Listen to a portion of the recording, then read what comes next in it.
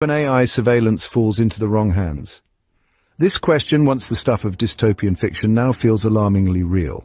As AI surveillance technologies become more advanced, so too does their potential for misuse. The implications are vast and unsettling. We're not only talking about identity theft or privacy invasion, but a far more sinister prospect: the use of AI surveillance as a tool for political control. Consider the disturbing allegations of certain authoritarian regimes employing AI surveillance to stifle dissent and suppress freedom of speech. In these scenarios, AI surveillance isn't just about monitoring activities, it's about control, it's about power. When used unethically, it can become an instrument of oppression, a digital eye that never blinks, watching, analyzing, predicting. Now imagine a world where every move you make, every word you utter, every keystroke you type is monitored and analyzed by an all-seeing AI. In this world, your digital footprint is not just data, it's a dossier, a comprehensive profile that can be used to predict your actions, manipulate your choices, even silence your voice. The potential for abuse is staggering. From stifling political dissent to enabling state-sponsored surveillance, the misuse of AI surveillance could fundamentally alter the dynamics of power, tipping the scales in favor of those with the technology and the will to use it for control. Shalom. First of all, let's start off by giving all glory and honor to Yahweh, Ba'ashim, Yahushai, Ba'ashim, Rakakanash. Double honor to teachers, elders, and the voice of great millstone, likewise brothers putting out the truth. Faithfully, fearlessly, feeding the sheep and the brothers and sisters tuning in. Shalom. Today's lesson's title: Esau is diabolical. Let's take a look at the word diabolical in the ordinary dictionary online. And this is the AI overview. Diabolical adjective means characteristics of the devil, fiendish, outrageously wicked, or involving an evil, clever scheme. Informally, it can also describe something that is extremely bad, shocking, or appalling. Now you take a look at key definitions and context. Evil and clever relates to the devil or act that are purposely malicious. It is often used to describe calculated, sinister plans. Okay, and you can see with this picture here what I have. Okay, we're in that time right now where they're gonna do this surveillance, across society. Okay, just basically watching, listening, and using their AI technology to accuse people of crimes that supposedly they will commit just by words that they're speaking, okay, or who they find to be a threat or not aligned with their new world order. So we can safely say that the prophets are definitely going to be those people that they're going to really take a closer look at in the up and coming times of this great wicked, devious, diabolical plan that they're going to execute real soon. Let's go into the book of Psalms, chapter 94, verse 1 reads, O Lord, Yahweh Shai, power to whom vengeance belongeth. O power to whom vengeance belongeth, shew thyself. Lift up thyself, thou judge of the earth, render reward to the proud. And who's the proud? Esau the Edomite, the so-called white man. Yahweh Shai, how long shall the wicked? How long shall the wicked triumph? Which is, it's a good question for us to ask, because we've endured constant affliction from this man. Hundreds of years of slavery. Daily right now we're being abused. People are being put down in the streets. Okay, ostracized. From society. Being accused of things that the Edomites and so-called white people are doing. But we are the face of all things that's going wrong here in Great Babylon, America. And we know that at some point in time, they're just going to say, screw it, and then come after all of us, with murderous intentions. Okay, continuing says, how long shall they utter and speak back hard things, and all the workers of iniquity boast themselves? They break in pieces thy people, O Lord, Yahweh Shai, and afflict thine heritage. They slay the widow and the stranger, and murder the fatherless. Yet they say, the Lord, Yahweh Shai, shall not see it. Neither shall the power of Jacob regard it. Yes, he is.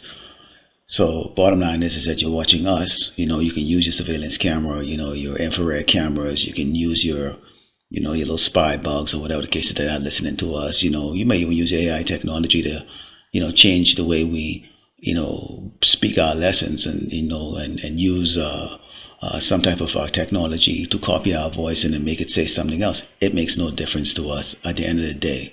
the Lord Yahweh Shema Shai has our back. Okay, we go into Proverbs 22:16. It reads, he that oppresseth the poor to increase his riches, and he that giveth to the rich shall surely come to want. So, you know, how things have been always going. You know, Esau got rich off the backs and the blood, okay, of Jake's, okay, and we got no reward for it. Instead, we got accused, okay, of being lazy. We got accused of being thieves. We got accused of being illegals. We got accused of being just bad people in society, people who bring the property down, property value down, you know, people who are just no good, okay, fingers are pointed at us and saying that we're stupid. You know, we don't have any, we're not intellectually intelligent like the other tribes. Hence, one of the reason why we're all unemployed. And it's like, that's okay. You can say whatever you want. The fact is that, okay, you know, in your dollar bill you have "In God we trust," okay, and you try to build this image of, you know, God loving and righteous, but in reality you're pure wicked, and there is a judgment that's going to come for your ass. In fact, let's go into the book of Romans, chapter 9, and start verse 17, because this cracker, Esau the Edomite, the so-called white man, he can't help what he's doing. Okay, he was created this way. In fact, it reads, for the scripture said unto Pharaoh, even for this same purpose have I raised thee up, that I may shew my power in thee, and that my name might be declared throughout all the earth. Now, if you remember the story of the Exodus, okay, Pharaoh, he kind of wanted to let the Israelites go, but, you know, Yahweh Shema Shai keep putting the spirit in him, you know, to not let him go so that he could get all those plagues, okay? Henceforward with Esau might, you know, as a human, he might want to integrate and, you know, help Jake and, you know, be nice to Jake, but he can't help it. He was created to do exactly what he's doing to the children of Israel and also to the inhabitants of this earth. It says, therefore had he mercy on whom he will have mercy, and whom he will harden. Thou wilt say then unto me, why doth he yet find fault? For who had resisted his will? Nay, but, O man, who art thou that repliest against power? Shall a thing formed say to him that formed it, why hast thou made me thus? So, I mean, the thing that should come out of Esau's mouth is like, well, why was we chosen to be evil? Well, it's better you, Edomites, okay, you red people, to be chosen to be evil than us. Okay? Okay? So, as we always say to people, like, you know, you better pray you're not an Edomite, even if you look like a so-called black man or black woman, or Latino man, or Latino woman, or Hispanic man, or Hispanic woman. You better pray you're actually not an Edomite, okay? It says, had not the potter power over the clay of the same lump to make one vessel unto honor, which is the children of Israel, and another unto dishonor, which is the children of Edom, or the Edomites, so-called white people. We go into Psalms 37, verse 35 reads, I have seen the wicked in great power, and spreading himself like a green bay tree. Yet he passed away, and lo, he was not. Yea, I sought him, but he could not be found. So although Esau globally is well known, accepted, you know, red carpet laid out for him, you know, he's got all his embassies all across this earth.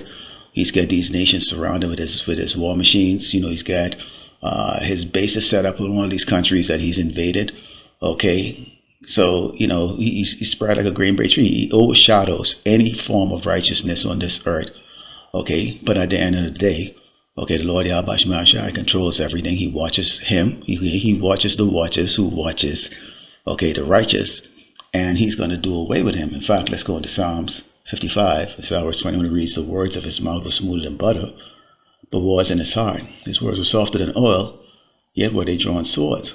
Okay, so this technology that they're coming up with, although it will be fascinating, although it will be sold as this is going to help humanity, in reality, it's a very diabolical, okay, plan that they have, in which they're looking to play God, okay, and they are going to be judge, jury, and executioner, and that rights that everybody has come to endure or you know, like here in Great Babylon, America, or even across this earth, you know, that's about to change.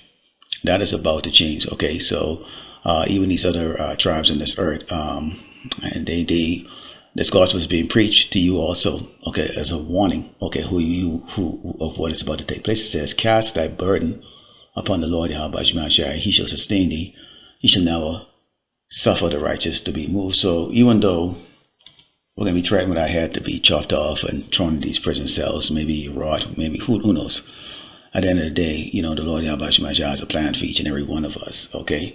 And we go into Proverbs 15 and 3, it reads, the eyes of the Lord Yahweh are in every place, beholding the evil and the good. He sees the good that we're doing. The brothers are doing good. I'm doing good, okay? But Esau the Edomite, the so-called white man, okay? And when we say the so-called white man, we mean you doggone white bitches too, and you little fucking kids. Okay, you're all evil. Okay, straight up. Okay, and the Lord sees everything, every evil wickedness that you do, and He's going to judge your asses for it. Okay, let's go into Jeremiah 17 and 10. It reads, I, the Lord Yahweh Shemashai, search the heart.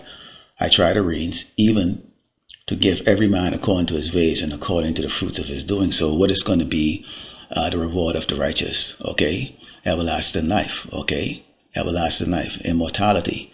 Okay, inheritance of the heavenly kingdom. But let's read what's going to happen to the unrighteous, which is Esau the Edomite, the so-called white man who's trying to execute his diabolical plan. Okay, this is the book of Job 20, and so verse 22, it reads, in the fullness of his sufficiency, he shall be in straits. Every hand of the wicked shall come upon him. So as soon as he gets this, this new world order, which is it's no order. The so-called white man is out of order. So there's not going to be a new world order. That's going to happen when Yahweh Shai returns. It's going to be a new world chaos. People are not going to go with it. Meaning these Edomites, okay, the standard for these Edomites. So it's just going to go crazy. It says, when he is about to fill his belly, power shall cast a fury of his wrath upon him and shall rain it upon him while he is eating. So as soon as they crown themselves as, okay, and with this IPO coming up, SpaceX, and you got a couple, Anthropic is another IPO. They all deal with AI and satellites and all this other stuff. Okay, this tells you they're all coming out this year. So this will tell you that we're pretty much close to them, bringing, like in that movie, okay, AI online. And when that happens, okay, the world that we know or have been accustomed to is about to change, which means that for the righteous, okay, it's going to be redemption time, and for the wicked, it's going to be destruction time. So, Lord willing, like was edified, that close away, giving all glory and honor to Yahweh, Ba'ashem, Yahweh Shai, Ba'ashem, Rakakadash. Keep in mind, Esau is diabolical. Shalom.